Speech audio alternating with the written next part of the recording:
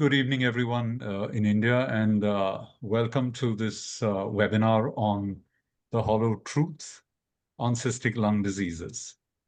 I'm Sujit Rajan, a respiratory physician in Mumbai at Bombay Hospital and Bhatia Hospital with interest in interstitial lung disease. And with me today, I have Aditya Agrawal, who's also a pulmonologist in South Mumbai.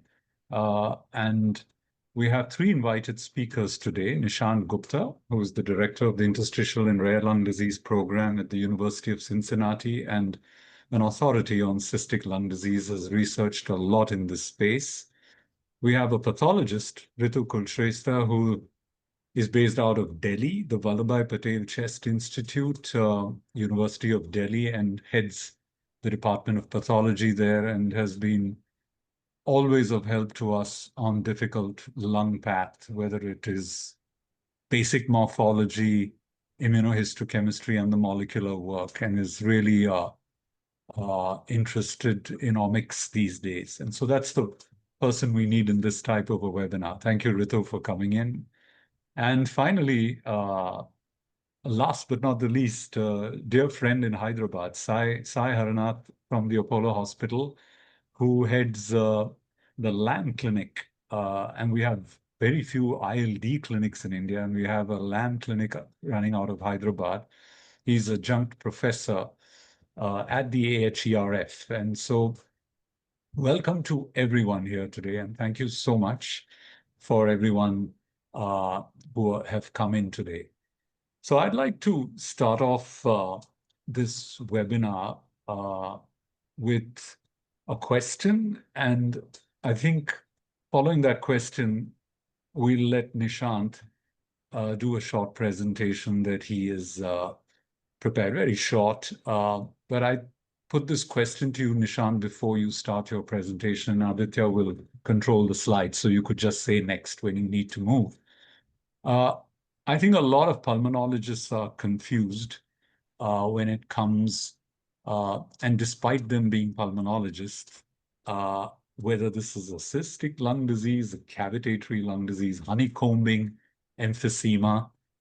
And so in patients with cystic lung disease that no extrapulmonary signs, can you differentiate between these cystic lung diseases? That's my question to you, and over to your short presentation, then we'll get into a more lengthier discussion. Yeah, sounds great, Sujit, and a very important question. Before I begin, thank you to you and the rest of the organizing team for putting this together. It looks fantastic, and it's my pleasure to be here.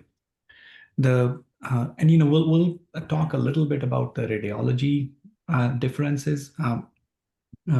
Frankly, I think we should probably not spend too much time on it, because as much as we'd like to sort of drill into, is this a cyst or a cavity or honeycomb on radiology, the reality is that a lot of those answers are probably easily apparent based on the clinical context in a lot of cases. For instance, in someone with a lot of exposure to cigarette smoke, in an upper lobe predominant pathology, you're going to be more likely to think about emphysema. In patients with ILD, you're going to have other features, whether it's a dry hacking cough, whether it is other reticulations or abnormalities on the CT scan.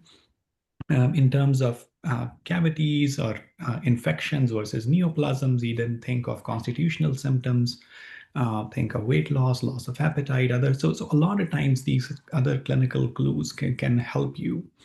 But in terms of the radiology aspect, I think I put three mimics of cysts up here, and they also highlight exactly what we were talking about. So on the left-hand side, if you look at a patient with fibrotic ILD, and you can see that there are a couple of cystic spaces, at least, that you can make out on the right-hand side, perhaps more than the left side.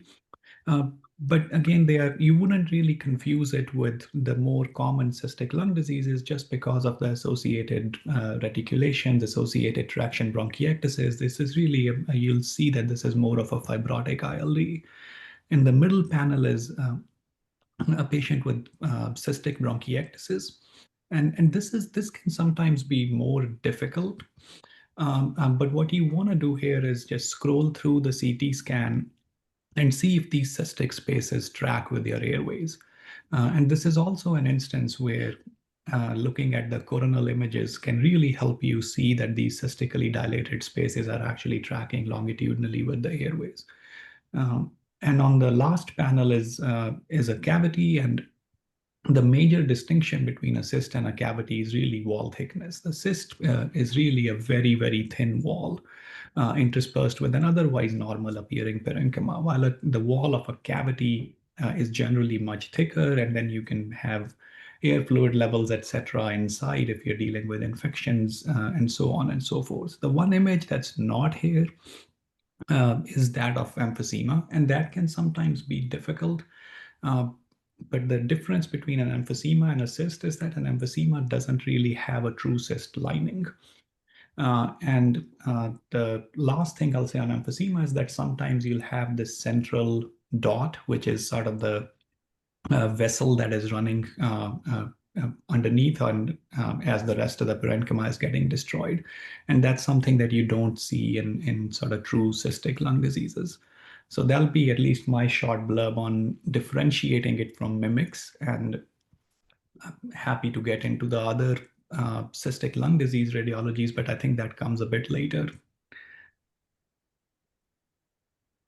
Yeah, Adi, you want to get to the next slide, I think.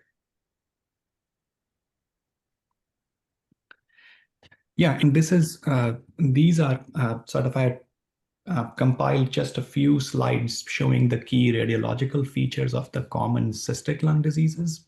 And cystic lung diseases have a broad differential, but the four most common cystic lung diseases that a pulmonologist is likely to see in their practice are lymphangioliomyomatosis, and I'll just refer to it as LAM here on forth, Birt-Hogg-Dubé syndrome, Langerhans cell histiocytosis, and follicular bronchiolitis or lymphocytic interstitial pneumonitis. And so I just have radiological images of all four of these cystic diseases. So this slide is all about LAM. So on the image at the top left is a patient with a mild LAM, but it highlights the cyst features quite nicely in that you'll see that they are all very thin-walled. They are bilateral, they are diffuse, they do not have any geographic or lobar predilection, and the rest of the parenchyma looks pretty normal, and they are quite uniform in size. So this is sort of the typical LAM cyst. On the CT image next to it is a patient with much more advanced disease, and you can see that almost the entire parenchyma here is really replaced by cystic destruction. Now, the rest of the features are I'm showing here because they can also help you provide important diagnostic clues when you're thinking of cystic lung diseases. So the image right next to it is a case with TSC-related LAM, and you can see these multiple fat-containing tumors, a large one in the kidney with this red arrow, and two in the liver, and these are angiomyolipomas that can be seen in about a third of the cases with sporadic LAM and in the vast majority of cases with TSC LAM. Other unique features of LAM tend to be the lymphatic involvement. As these cells are tracking up the lymphatic vasculature, they can often cause lymphatic dilations and other chylous complications. So the image at the bottom left is very dilated, abnormal, and tortuous pelvic lymphatic system highlighted with the left arrow, can sometimes cause chylous ascites, etc. The image very next to it is a lymphangioliomyoma, which is a sort of a tumor filled with this cystic lymphatic fluid. The image next to it is a very rare complication where this chylous fluid is actually draining into the pulmonary parenchyma. And so this may give the appearance of pulmonary edema or ground glass opacity, but that's actually chyle draining in the lung. The image next to it is a more common presentation of it where you have a chylous pleural effusion. And the the very last image here is a spontaneous pneumothorax that is quite common in patients with LAM and really across all cystic lung diseases. Next slide, please. And if we focus on Birt-Hogg-Dubé syndrome, you'll hopefully by these slides you'll see that even though there is a shared phenotype of cystic changes on the CT scan, that these changes are very distinct from LAM. And while in LAM we had talked about the cysts being bilateral, diffuse, everywhere with no geographic predilection, in Birt-Hogg-Dubé the cysts are very much at the bottom. They tend to be a little more oval as opposed to round. They tend to abut the pleura and the pulmonary vessels. And so I've put together here a few CT scans from different patients, but they all, if you notice, are showing the bottom part of the lung because all of these cysts tend to be very much at the bottom. And you'll notice how they are a little more oval. And you'll notice how a lot of them are either right next to the pleura, especially the mediastinal pleura, or they are right next to the pulmonary vessels. And these are all classic changes of Birt-Hogg-Dubé that can really help you distinguish it from LAM. Next slide, please. And these are other features of Birt-Hogg-Dubé. On the left-hand side are the typical skin findings. So if you notice on the forehead, on the nose, on the nasolabial areas, you have these very subtle, but these whitish dome-shaped papules. And in some patients, they can really be quite subtle where you have to do a really close skin examinations. But this is what a fibrofolliculoma or a hair follicle tumor looks like. And it can really help you clue in towards underlying Birt-Hogg-Dubé.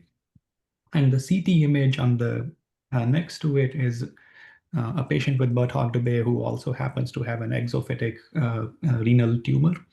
And renal tumors are often multifocal, and bilateral renal tumors can be seen in Birt-Hogg-Dubé syndrome. And they're different than angiomyolipomas seen in LAM in that AMLs tend to have a fatty component usually, while BHD tumors are your more typical hybrid oncocytic and chromophobe renal cancers. Next slide, please. Talk a little bit about Langerhans cell histiocytosis. So this is a smoking-related low-grade neoplasm. The contrast to LAM and Birt-Hogg-Dubé, where LAM was more diffuse, Birt-Hogg-Dubé was more at the bottom. LCH tends to be more in the mid and upper lung zones to where costophrenic angles are almost universally spared in the typical smoking-related adult onset PLCH cases.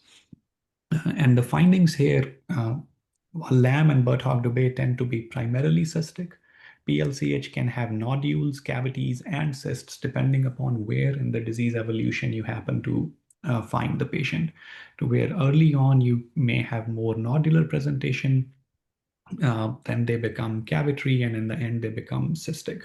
And the images here on the left-hand side is showing a patient with both nodules and cysts. In the middle is a coronal view, really highlighting that the costophrenic angles are not involved, and the findings here are really more in the mid and upper lung zones. And the last CT is the more typical cystic appearance, in that the LAM cysts are smooth and round, but Birt-Hogg-Dubé cysts are oval. The cysts in Langerhans cell histiocytosis can really take any shape, and they often tend to be just really bizarre, irregular shaped cysts. Next slide, please. And this is, I think, my last of the four major cystic lung diseases is follicular bronchiolitis and lymphocytic interstitial pneumonitis. This is, at least in my experience, this is the disease that I have the most difficulty to distinguish between follicular bronchiolitis and LAM. And the cyst features here, they can be pretty diffuse, bilateral, similar to LAM, although they do tend to have a little bit of a lower zone predominance. The cysts can vary in size a lot. They often have eccentric vessels. They can have internal septations, and commonly associated with immune dysregulatory states, and by far the most common being Sjogren's disease. And the CT scans from three different patients are all again highlighting the lower zone predominance, the variation in size, presence of vessels, eccentric vessels, and internal septations. And I think I'll stop here. Yeah. Oh yeah, I So forgot about this thank slide. Yeah, this is just sort of putting it all together, where you can see all in one go. So you can see the lamb cysts are sort of diffuse, bilateral, uniform. Right next to it, the lower lobe predominant oval subpleural cysts close to vessels, mid to upper lung zone LCH cysts with bizarre shapes, and lower lobe predominant variable size cysts in LIP with eccentric vessels. you. That's a great overview, Nishant, of the four common cystic lung diseases. Often as pulmonologists, we land up scans are done so often today, Nishant, and you will get incidental cysts seen, just a few of them, CT coronary especially. Uh, what do you do with such patients? Asymptomatic, a few cysts here and there.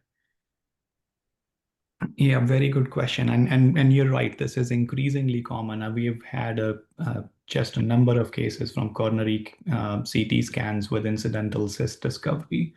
And uh, at least our practice has been to maximize the non-invasive workup. So take a good history, looking for features that might clue you towards one of these four features, right? Asking about Zika symptoms, Raynaud's, other connective tissue disease symptoms, smoking history, marijuana exposure history, history of pneumothorax, history of tuberous sclerosis complex. Demographics can help because Lamb and Sjogren's are very much a women predominant disorder.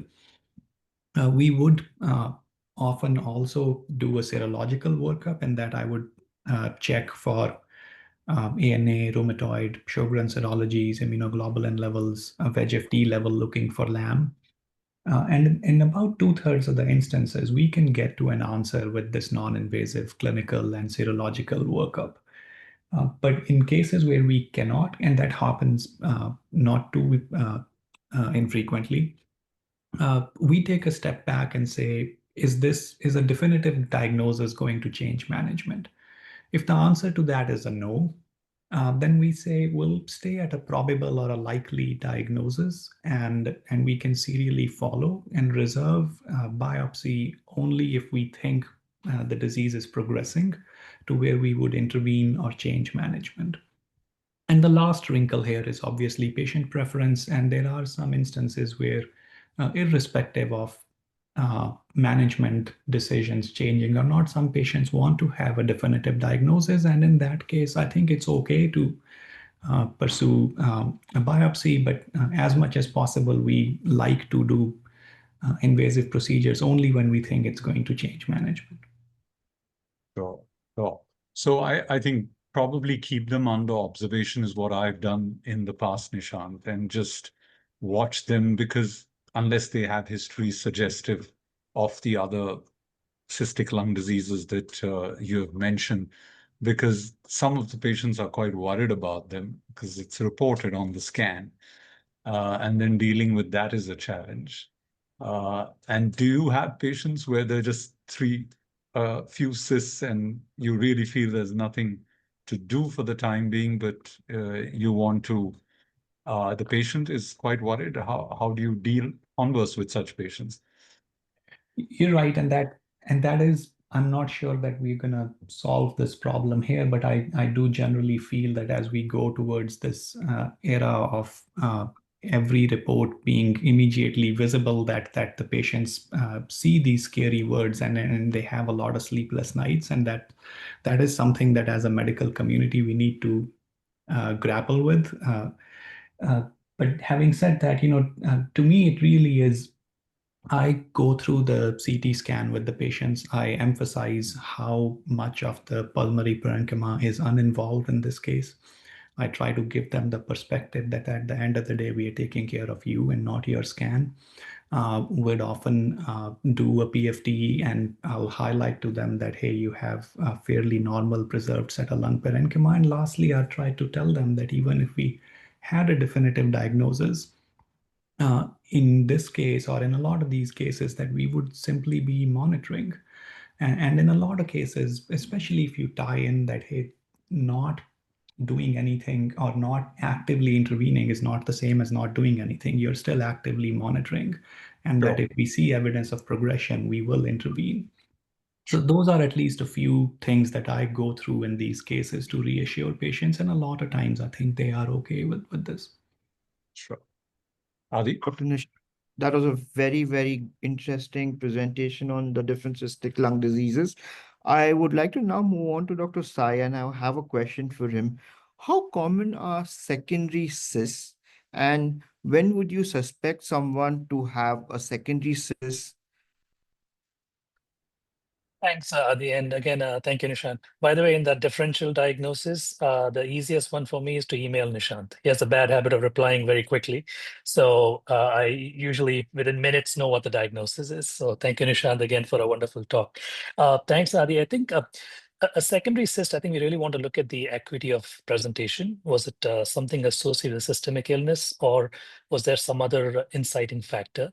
So the differential is broad. If you look at infectious, of course, you can think about PCP, pneumocystis jirovecii, TB, malignancies, metastases. I mean, I've seen sarcoid do that. And of course, post-infectious, post-staphylococcal, for example, you can have cystic changes.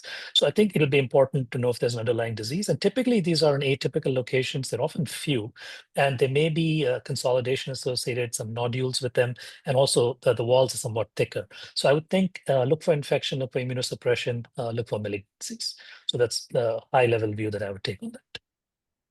Wonderful. I think that broadly summarizes what secondary cysts look like. Dr. Sai, I have another question for you. Often we require to biopsy patients with cystic lung diseases. When is it essential to biopsy such patients? And are there certain subset of patients where we could actually avoid doing a biopsy? So I'll talk in the Indian context. I'm trained in the US, moved back to India, so I've seen both angles of it. I've unfortunately seen that if you have a hammer, you think everything's a nail. So a lot of times people are biopsying when you don't need to. And as all the folks on the panel have mentioned, if they're asymptomatic, just watch them and monitor them and use the reassurance that Nishant talked about. But in addition to that, if you do use secondary factors for evaluating, so the VEGF-T, I'll give you the Indian context. So in VEGF-T is not easily available. So I've had to ship blood to Cincinnati. It's not an easy thing to do in the sense that there's a cost to it, there's a logistic challenge to it, and the results come back in a bit. However, they've been very helpful when you're able to collaborate with them and get the blood tested. There is one site in India that's starting to do it. They're not reference labs, so I'm not going to kind of say they're great, but they have been successful in giving me values, which has been useful clinically. On top of that, beyond the VEGF-T, you want to look at all the other autoimmune factors. You also want to look at the folliculin gene, for example, which is very easily available. I've had this done in the very rural areas of India also. They've been able to get these samples done. And since imaging is easy to do now, it's widespread, communication is easy to do now. Talks like this by Sujit and co, it's great that your foundation is doing this. I think the simple thing for India right now is most of the time we don't need to biopsy. You would need to biopsy when you are in a quandary after the initial workup. The last factor in India is cost. Everybody's paying for their own things. So a lot of times decision comes down to, can we avoid the biopsy, because it is not a low cost. So it'd be good to hear from Sujit. He has a lot of experience and yourself, Aditya, too. What do you do in these situations where you have this quandary of not biopsying? I tend to not biopsy. I think I'd agree with you, Sai. We have a lot of non-invasive tests now to zero in on the diagnosis. The age group helps as well. But having said that, and I think you did elucidate when not to biopsy. I think probably, Adi, we need to rephrase that question to Sai. When will you biopsy? So that's Sure. the more challenging one. Got it. You want to put up that algorithm that Nishant had, but that Yes, has a yes. very nice. You can just Yes. quickly look at Yeah, that. go ahead. So, Go so, ahead. so when you look at that, so you're looking at the blood work, then you're looking at the history, you're looking at the whole patient, which we often don't do. And once you looked at the whole patient, you still don't know what it is. then you have to think of a biopsy. And oftentimes you don't have to decide on the first visit. So there is some time to plan this. And since these are not common diseases, I think LAM is 1 in 20 in a million or something like that. It's not a common disease. However, in India, it's widespread. If you really look at the numbers, you can easily find it. BHD also is not so common, but I've seen plenty of those. So, but what I would recommend is that you do everything you can to avoid a biopsy, and then you do biopsy if you do not have an answer with the initial workup. If it is a atypical pattern, if there are symptoms that are not matching, and sometimes if you are, I don't know, opportunistically, you could biopsy. Somebody has had a pneumothorax and you have to go in to do a pleurodesis. You could Yeah. consider doing a biopsy at that time if you want to prove the diagnosis. Sure. And you do need a good pathologist, who we do have on the panel today. So you need to make sure the sample gets the right place in the right way and is looked at appropriately. I think Adi is waiting to reach out to her. Yes, go ahead, Adi. Now, we have one of the best pulmonary pathologists in the country in Ritu. And I know for a fact that she does several of these tests, which Sai was mentioning. Sai, maybe next time you won't have to send your sample across to America. I'm going to ask Dr. Ritu now. Dr. Ritu, how could we partner with the pulmonary pathologist better? We barely ever communicate with pathologists, and if we do, the communication is poor. How could we help achieve the diagnosis of cystic lung diseases better in conjunction with our pulmonary pathologist? Right. So we get transbronchial lung biopsies very rarely from cystic lung disease patients. And since we all know the size of the biopsy is a limitation, I think the first question which should come up front to the pathologist would be to run the battery of immunohistochemical tests, and with the differential being considered. So the age, of course, is an indication especially in cases of lymphangioliomyomatosis. And as has been mentioned, VEGF-D is now coming up for investigation in serum biomarkers. But what I have seen is that because the size of the biopsy is small, if we can appreciate the presence of the histopathological changes, and which are in LAM, which are the lymphangioliomyomatosis cells, which are abnormal smooth muscle-like cells around the lymphatics. And if they can be stained with a panel of immunohistochemistry, so it would be great to put in upfront a requisition for an immunohistochemistry for the patient's biopsy, an HMB45, actin, myosin, estrogen, progesterone. We are doing this on the biopsy there. And the next would be in a case of LAM, would be to identify the genetic predisposition of this patient, whether there is any gene mutation which is available or not. So this is in case of LAM.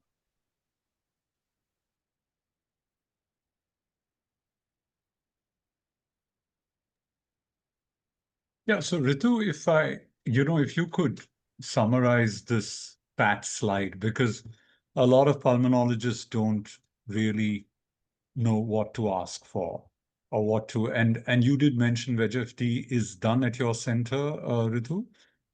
And how many centers in India do it, Ritu? And if you could just summarize what the pulmonologist should know from PAT here. What's important, what they miss out on, what they should ask for.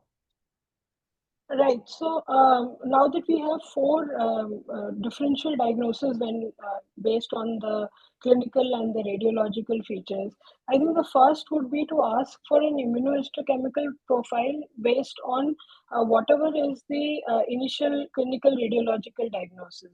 So if, as I mentioned in LAM, we have HMB45, which is diagnostic, so that should be asked for. Same way, if there's Langerhans cell histiocytosis, which is suspected, then the CD1A, S100, and the Langerhans positivity is something which should be asked for. CD1A is a transmembrane, is a protein which is present on the surface of the Langerhans cell. Langerhans, as we have always studied, is Burbeck granules which can be seen in the electron microscope. Those can now be identified by the CD207, which is by immunohistochemistry itself. BHD unfortunately does not have any specific IHC marker because the pathogenesis in BHD is believed to be the folliculin gene, which is being modulated, and so the folliculin, which is a tumor suppressor gene, cannot go ahead and signal, and so it gives rise to proliferation of the cells. So there's no marker for BHD, but definitely for LAM and for Langerhans cell histiocytosis, I think the first should be in the requisition itself ask for these markers which can confirm the diagnosis on the tissue. If it is an LIP etiology which is being suspected, then we usually put in the monoclonal and polyclonal immunohistochemistry for the CD4, 8, the 19, 20 to identify whether it's monoclonal population or a polyclonal population. Then would come the correlation with the ANA, the serology of the patient, with the VEGF-D, and lastly would be the molecular markers genetic testing, which should be asked for from the labs. So there are a large number available of molecular tests now. So the whole exome sequencing can be asked for, the whole genome sequencing can be asked for, the targeted sequencing can be ordered. It all depends upon what we are trying to see, whether we want to identify all the genes, like the tuberculous sclerosis genes are present on the chromosome 6, 9, and 16. The folliculin gene is on chromosome 7.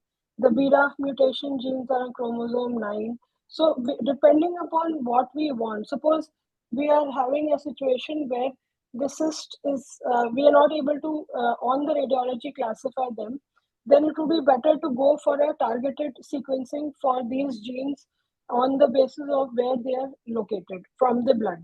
But suppose if it is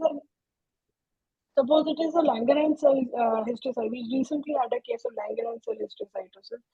Now, since the issue of mutation there, and whether it is evoluting into a carcinomatous process, so there you would need the BRAF, which is an amino acid based mutation. So there you would need the tissue. So BRAF is also another thing which we are doing routinely, but we are doing it by sequencing on the tissue itself, not on the blood. So I not just on want the blood. to. Yeah. Yes, so if you're LAM and BHD, if we want, we could send a blood sample. If it is PLCH which you're thinking of, I would like to have the tissue with me. Got it. And would you do the genetics, Nishant, if I could ask you, if the immunohistochemistry was positive for LAM or PLCH, would you proceed to genetics in all these patients?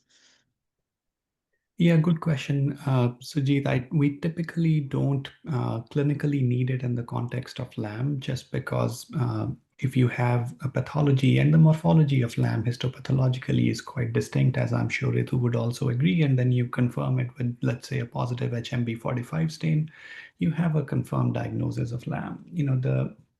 The management is with an mTOR inhibitor. All LAM cases are really driven by TSC mutations, and knowing the exact mutation, at least at this point in time, doesn't really change management.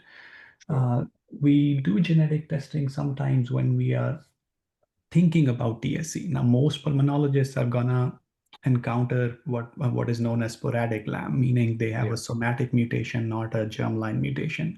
And the sequencing of the blood in that case is really not going to be positive or informative. In TSC LAM, there's a germline mutation, and there may be some value in doing that because you may want to do family screening, etc.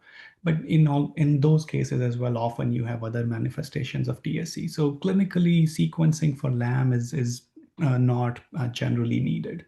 For LCH, on the tissue, because these are often somatic mutations with very low allele frequency and blood testing is frequently negative.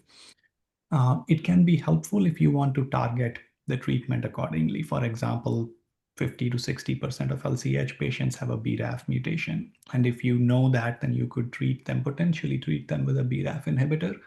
But that's not the only mutation. Mutations in the rest of the MAP kinase pathway, including MAP2K1 or other genes along the pathway, have also been known to cause mutations in LCH. And if that is the case, then a BRAF inhibitor will not work, could paradoxically make things worse. And then you really want to use a Oh. downstream inhibitor like a MEK inhibitor. So there may be value in sequencing patients with LCH. You could also, if cost is a consideration, availability is a consideration, take Yeah. a slightly different approach that all mutations in the BRAF or the MAP kinase pathway, if you just use a MEK inhibitor, you're downstream of all of them. I don't need to know what's driving it. I'll just give a MEK inhibitor. So you could theoretically also take that approach that you have to take because of practical logistical issues that come up on a case-by-case basis. And that's not likely to worsen the disease, like, say, a drug like cladribine could worsen it, you're saying, right? No. Sorry, I must not have been clear. So cladribine is not really a targeted therapy. Cladribine is often used in PLCH, but that's a very non-specific lymphocyte inhibitor. Sure. A BRAF inhibitor like vemurafenib or a MEK inhibitor like cobimetinib, trametinib, etc., those are targeted to the disease driving mutations.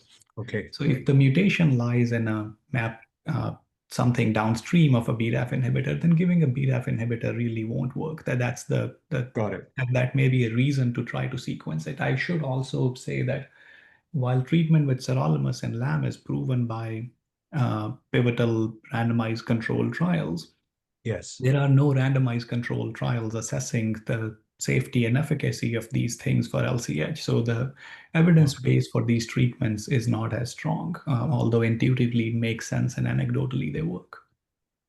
Sure. And since you mentioned sirolimus, Nishant, how do you dose it? Who's the right candidate? So you pick up LAM, do you just pulmonologists have this thing, sirolimus is there, everolimus is there. And so there's a lot of confusion. What are your therapeutic goals? Could you tell us a little about sirolimus? Yeah, so sirolimus is an oral mTORC1 or mTOR inhibitor, as is everolimus, and they are in the context of sirolimus and everolimus for the treatment of LAM. We basically treat these drugs interchangeably, and a lot of the TSC trials for angiomyolipomas, for SEGAs, for epilepsy were done using everolimus. The LAM trials were done using sirolimus. So a lot of pulmonologists tend to use sirolimus. The TSC neurologists tend to use everolimus, but they are essentially the same drug. When it comes to who to treat, the MILES trial was the phase 3 trial in LAM that led to the FDA approval of sirolimus. In that trial, the inclusion criteria was an FEV1 less than 70%. And in patients who were on sirolimus in that trial, it led to stabilization of the lung function decline while the placebo group continued to decline. So the most clear treatment indication is that if you have impaired lung function, FEV1 less than 70% as per the MILES criteria. Other treatment indications generally are that even if you don't have the 70% threshold, but you're declining rapidly. And what do we consider rapid? We have arbitrarily said that if you're declining more than 90 or 100 mLs per year in terms of FEV1, we consider that to be rapid decline and err on the side of treating. We take into account other measures of disease profusion. So if someone has abnormal or impaired DLCO, they have a lot of air trapping. That also sometimes is a reason to treat if they have exercise-induced oxygen desaturation. And lastly, there is chylous effusions. If you have problematic chylous effusions for which you end up doing procedures like TAPS, mTOR inhibitors work really well to where we treat with mTOR inhibitors rather than doing invasive procedures. Two other points I'll mention. One is there a VEGF-D cutoff here, or would you look at VEGF-D to treat? Yeah, good question. So not really. I mean, we did a post hoc analysis of the MILES trial, and it was clear that patients who had high VEGF-D tended to decline faster. And patients who had high VEGF-D conversely also responded to sirolimus better. So if you purely look at those graphs, you'd say if you have a high VEGF-D, you should get treated, and if you don't, maybe not.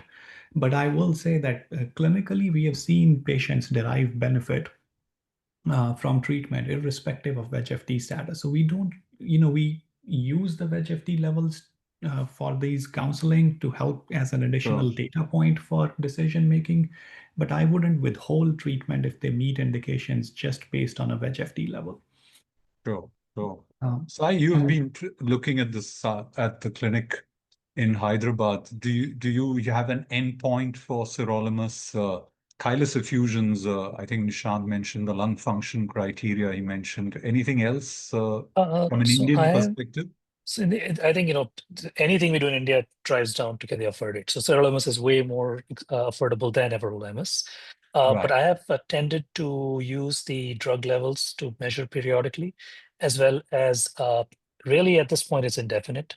If it's very specifically for a callus effusion is gone, I might think about weaning it down, especially the cysts are not that many. But I actually had a question back to Nishant. Nishant, my patients keep messaging me asking, hey, I have a cold, should I stop the sirolimus?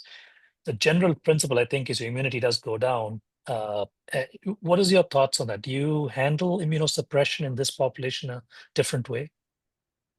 Yeah, good question. And the one thing I'll say is that with regards to dosing, a lot of times sirolimus tends to get dosed the same way as the transplant folks were using, targeting levels of 5 to 15. What we have seen over the years is that you don't need a lot of sirolimus to effectively control LAM. So in a lot of our patients, we are only using like a milligram a day, and our trough levels are sometimes even less than 5, and that leads to effective disease control. And the side effect profile of this drug is very much dose dependent. So you can really improve long-term tolerability by using low doses without sacrificing on efficacy too much. The immunity question or immune suppression question comes up a lot. I think it's fair that in high doses, this drug is an immune suppressant. I think the jury is still out as a monotherapy in low doses, if this really is an immune suppressant or a strong immune suppressant. There is data showing an improved response to vaccinations when patients are on mTOR inhibitors versus not. There is data showing efficacy against viral illnesses. In fact, if there was a meta-analysis where they pooled together all LAM patients who were on an mTOR inhibitor versus placebo, and the incidence of viral infection was actually higher in patients on placebo versus mTOR inhibitors. I'm not saying we shouldn't read too much into it, but coming to Sai's question, I don't know about the immune suppressant properties of it. We generally say if you have a mild illness, you power through it while staying on the mTOR inhibitor. But if it becomes a serious infection or they need to be hospitalized or it's not getting better, then I would ask patients to hold drug. And the only other major, from a practical standpoint, is important to know is that sirolimus is a very potent inhibitor of wound healing.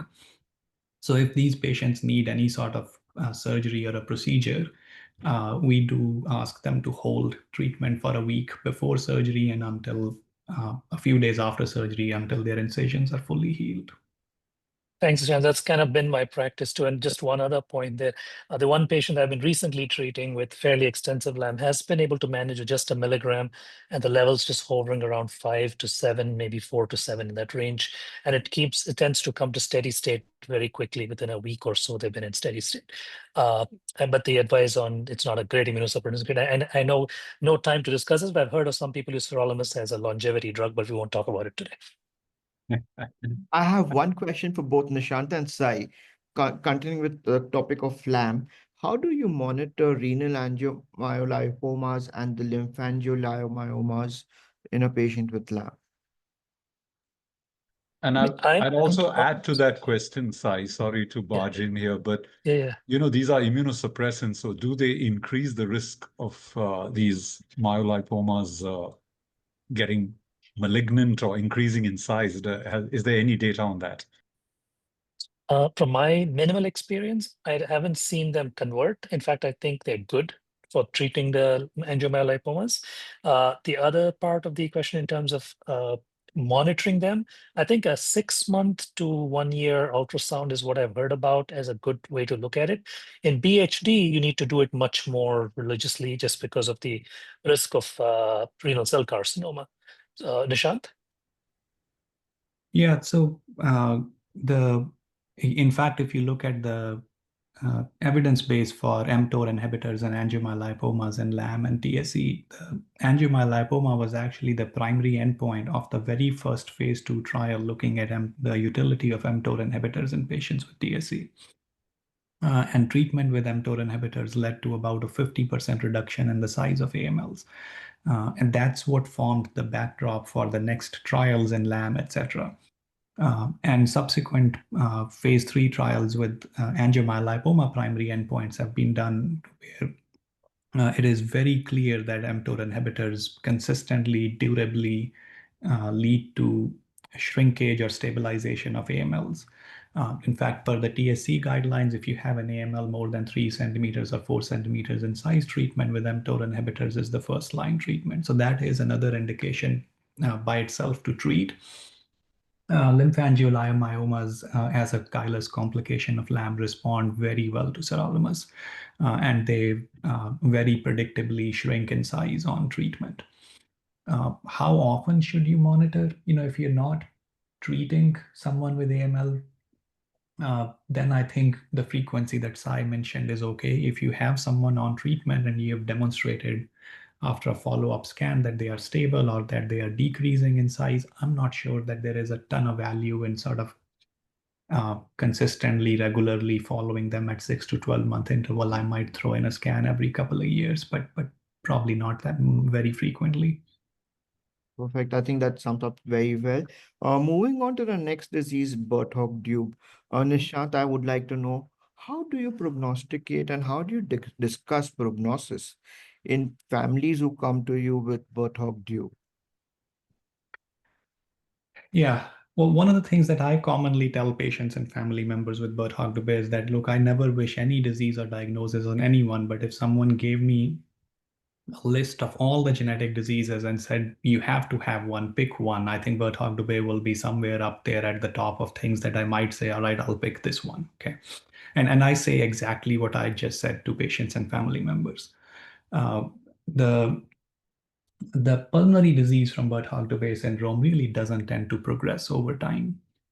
The main pulmonary management consideration for Birt-Hogg-Dube really is this nuisance of recurrent pneumothoraces, which is more of a mechanical issue, and generally it's dealt with pleurodesis. And the renal cancer risk is something that if you know about it, you can easily monitor. You can scan every 3 years or so, and if you see small lesions, you could have nephron-sparing surgeries to where bad outcomes from those can be easily prevented. Perfect. Nishant, again, another question for you. Cystic lung diseases are often associated with complications such as pneumothorax. How do you discuss with your patients potential for pneumothorax and other complications? And how could we minimize risk for such complications? Yeah, good question. Now there are nuances in each disease and based on demographics that I'm not sure we necessarily will have the time to get into, but as a general rule, every patient with cystic lung disease in our clinic, we teach them the signs and symptoms of a pneumothorax. So they know to look for sudden onset shortness of breath, sudden onset chest pain, pleuritic chest pain, and they know that if they have these symptoms, that they need to get an X-ray done and seek medical attention. We also talk about doing early pleurodesis. Right? We often get in a tizzy with that you should do it at the first episode, second episode. The patient preferences are not always aligned with your preferences. My general principle is try to err on the side of doing it early rather than late. And still counsel them that, hey, pleurodesis will reduce the rate by about half, but it is not going to cut it to zero, so they still need to be vigilant. And lastly, targeted therapy may also have some role. So for example, in the context of LAM, there is increasing evidence that treatment with sirolimus leads to a reduction in the future pneumothoraces. And so that's another avenue that needs to be explored is can more targeted therapy of these diseases actually prevent pneumothoraces? Do you tend to have a patient handout or patient education material for such patients, which you hand out to all your patients?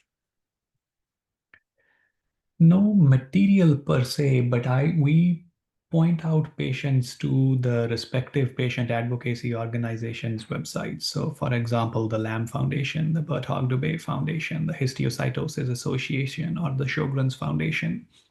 And they have a ton of resources for patients, including patient handbooks, patient care coordinators who are really there to help provide education, information, answer their questions. And neither one of these organizations will shy away or not respond to patients, even if they are not based in the US. So I don't know that should be a deterrent for people from India to reach out to these organizations. So just a quick comment there. Several patients I see actually reach out to the LAM Foundation first, and then they reach out to me. So we get patients from India as well as the region. The clinic is probably the only one between Israel and China. So there's a lot of regional people reaching out. The website itself has a ton of material. And now the big thing about LAM is the patients are extremely active. In fact, if Nishant at some point will share that the trial came about because the patients got together. And the other bit is that in India itself, there is a group of LAM patients that I'm part of the kind of the helping them organize themselves. So there's quite a large number of people. So they actually have resources. They have converted some of the LAM Foundation material into local Indian languages also to distribute it. So, and I think we don't have much time, but it'll be good to really pull together a lot of these cases because half the cases I see are not LAM. They end up being BHD or something else. So it's helpful to really start a cystic lung disease database, especially the genetic information available. There's a question in the chat. Adi, you want to handle it now or later?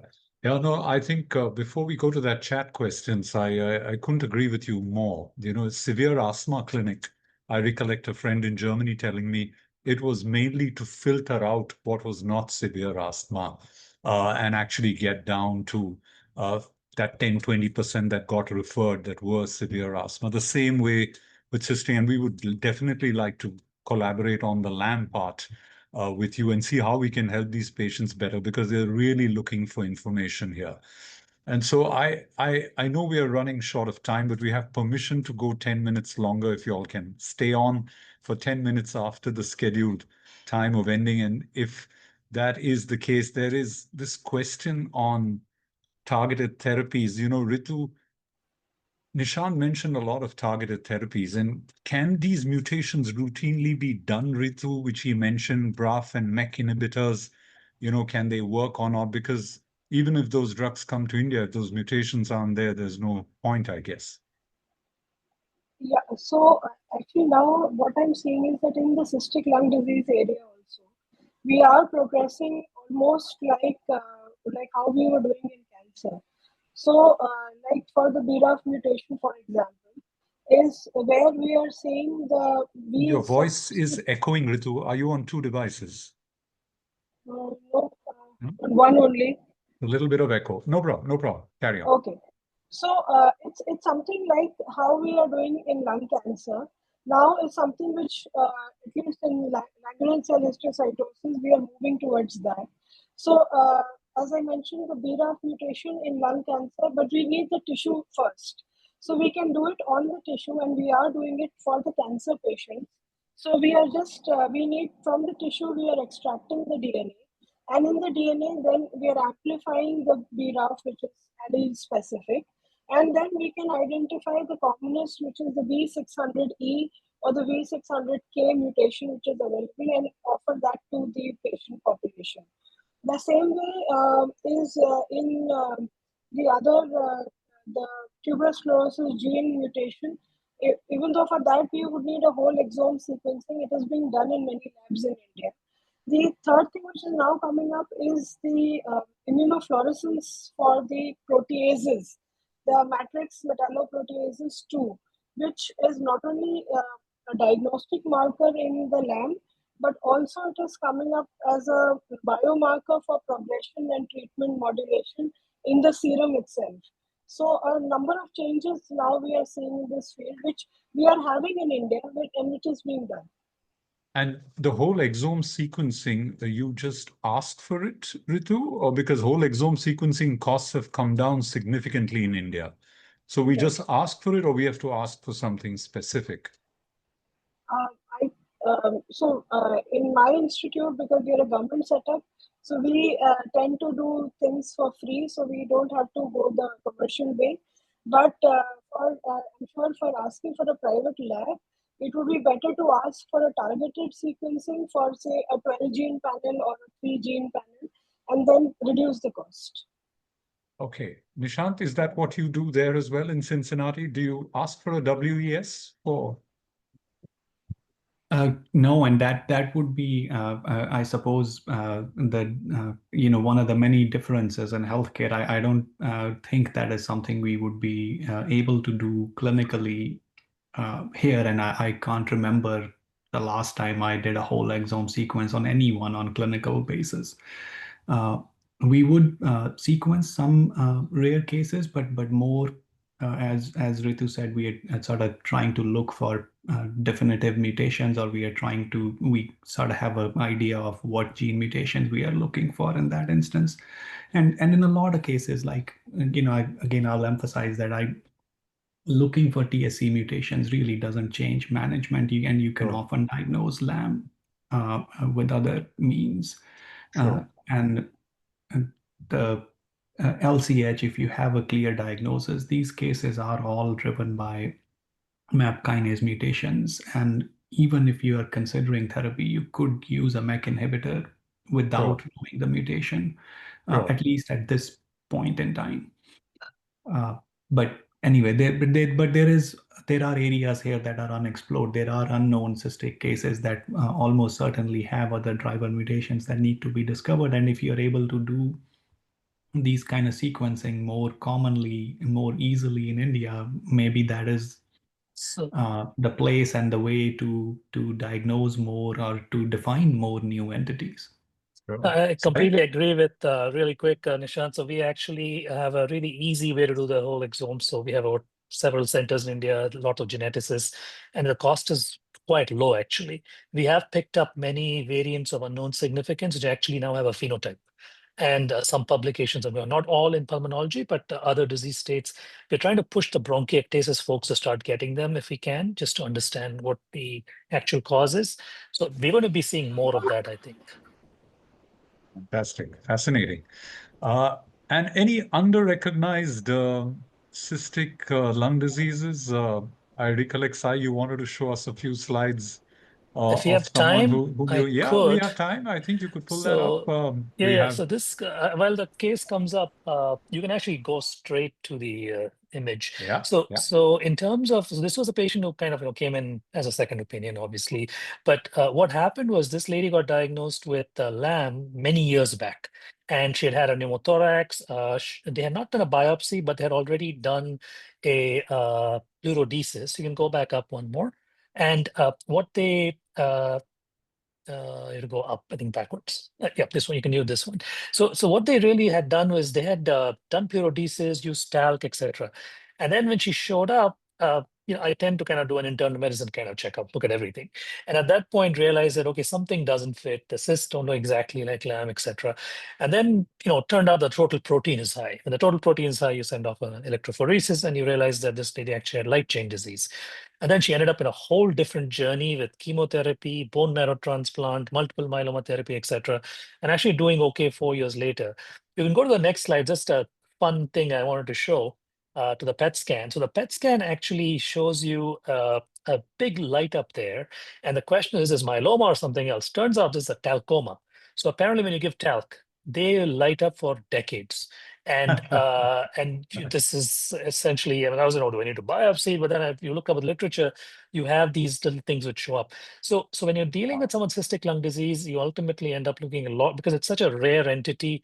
You will Yeah. see patients who had a diagnosis that was different. Now, this patient's direction obviously went very different. But I had a question for Nishant. Nishant, are there a few autoimmune things that you'll end up picking up in cystic lung disease, even though they don't have the disease, but the antibodies are positive? Not about the LIP, but other ones? Let me make sure I understand the question correct, Sai. So you're right. I mean, there are other autoimmune diseases that can cause follicular bronchiolitis. We see this in the context of rheumatoid arthritis. We see this in the context of lupus, other immune dysregulatory states like CVID, pediatric cases of HIV. And those are also instances where we have seen follicular bronchiolitis and LIP. Certainly, there are cases where we think the person has Sjogren's, but they have a primarily follicular bronchiolitis presentation and not the other manifestations. And you often end up in a scenario where they don't meet the serological or other typical Sjogren's diagnostic criteria, and that's a bit of a quandary we deal with. But anyway, I'm not sure I fully answered your question. So that was a good answer. But the only other question I did have was, are there some cystic lung diseases where the autoimmune panels will be positive, even though they are not truly manifesting? Because I've seen ANA is positive in lab. Is that, or am I incorrect in that? Oh, okay, got it. Yes, no, you're right. I mean, and that's, I mean, I don't know that that's per se unique to cystic lung diseases. I think you have often also, like, you'd see some positive serologies in patients with IPF or other things. I think that just sort of points to the rather non-specific nature of these serology testing. In a Japanese cohort, they were able to find that about 5% of patients with LAM had positive serologies for Sjogren's. It gets a little confusing, and it's really niche and really rare, so maybe I shouldn't say it, but there are documented cases where patients have features of LAM and follicular bronchiolitis that coexist. And we recently discovered a similar case in our clinic, and that case was also the exception to our prior conversation, where we did actually sequence that patient from research funding just to see if there is a common driver mutation across both. But anyway, that's so. Wow. Yes, that can really happen. I guess you see those only at cystic lung disease clinics. That's amazing. I hope you all can hang on for 7 more minutes, Nishant. Would that be okay with you? Thank you. So we have a question from Tridip in Mumbai about HMB45. Is it done on blood or biopsy? I would imagine, Ritu, that question is for you. Only on biopsy, right? IHC? Yeah, only on biopsy.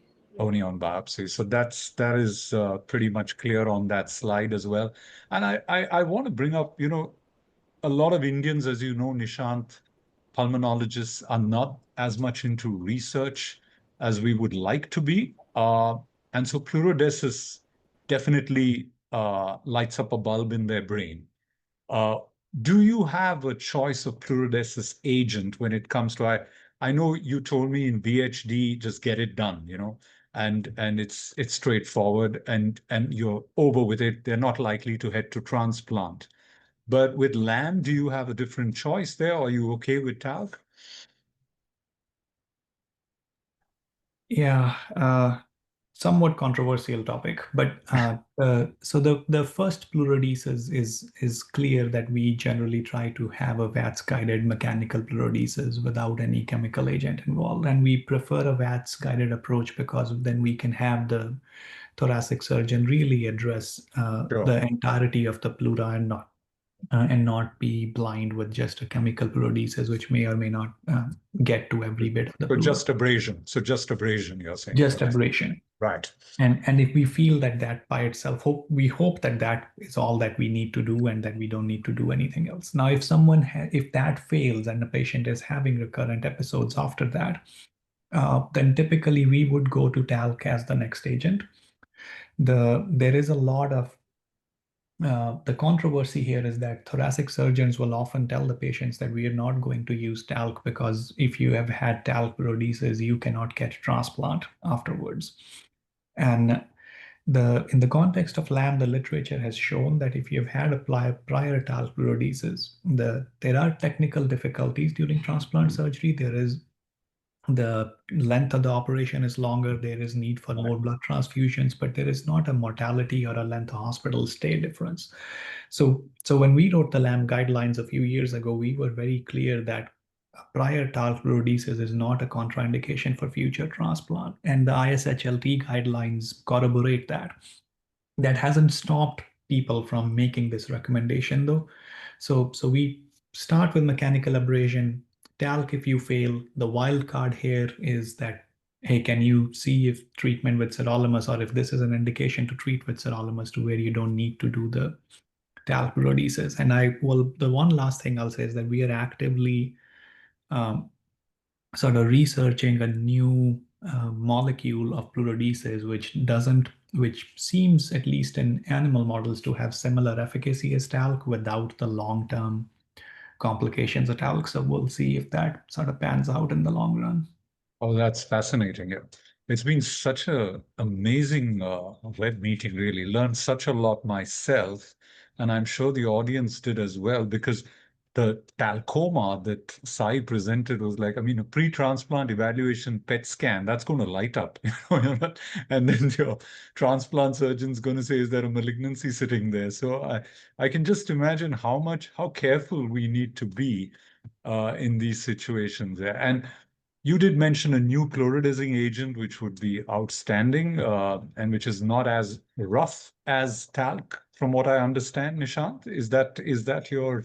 Then that is correct. And yeah, talc is not ever going to leave your body. So that's always going to light up on a PET scan. And Sure. it does go years and years after the prior talc releases. So the agents that we're working on is sort of these biodegradable hydroxyapatite crystals. So the idea being that they'll induce the pleural symphysis, but that they don't stay in there. They just sort of get degraded to where you don't have the long-term effects as say the talc particles can do. Sure, sure. And that's and you mentioned the new drug, the MEK inhibitors. What do you see on the horizon, Nishant, from where you sit? What is really exciting in the space of cystic lung disease that could really transform patients' lives? The new pleurizing agent, I'm sure, will when it comes to market. But anything else you're seeing on the horizon, Nishant? Yeah, good question. To me, I think it's the prospect of targeted therapy is what I would say. Even in the context of LAM, this sirolimus treatment which is uniquely targeted to the mTOR driving TSE mutation, it has just fundamentally changed the lives of women with LAM.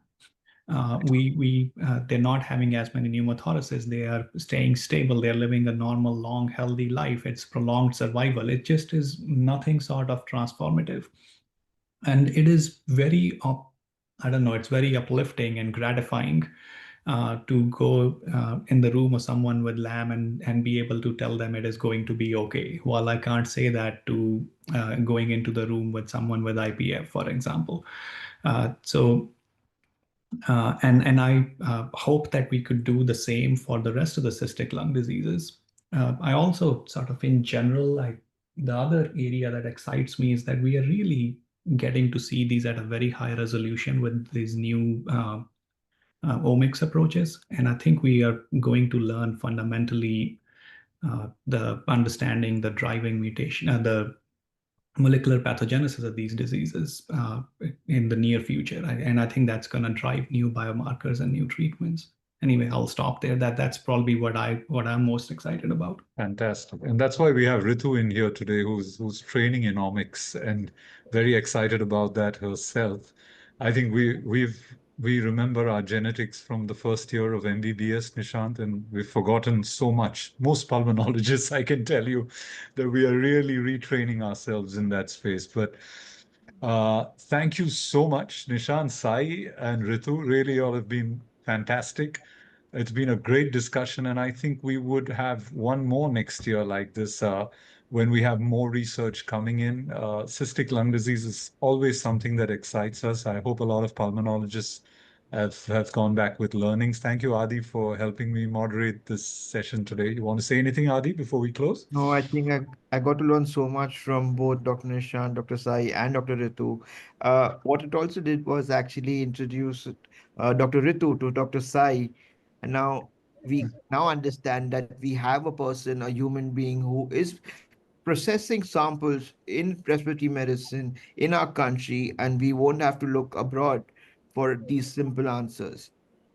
Yeah, Thank you. and being a government institute, we can do it for free, so there's no money involved. Fantastic. Yeah. Thank you so much, Ritu, and thank you, Sheetal, the manager of our foundation, and for CIPLA to help fund and support a lot of the technical aspects or logistics to get this meeting across. Thank you. Thank you very much. Thank you all. Thank you. Take care. Thank you. Thanks, Thank you. everyone. Good Bye-bye. night. Have a great weekend, Nishan. Bye. Thank Yeah, you. thanks. Thank you Same to so you, much, everyone. everyone.